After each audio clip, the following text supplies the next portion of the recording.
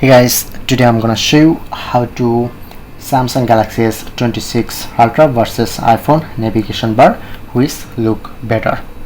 Some provide your answer. So this is my Galaxy S26 Ultra. At first I'm enable to navigation bar.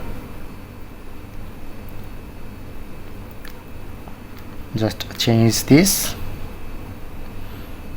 to swipe option. Okay. As you can see, this is my iPhone navigation bar. Like I'm open any apps.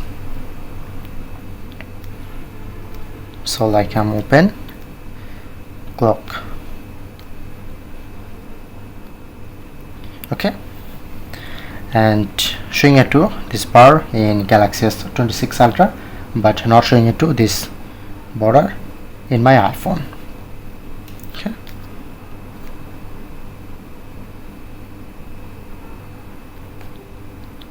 So in the major different, when I'm close any apps, showing it to close all option, and iPhone there are not showing it to close all option. You just close your background apps one by one and close all, but two apps are mainly closely.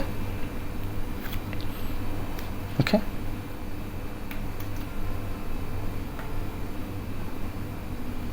In the same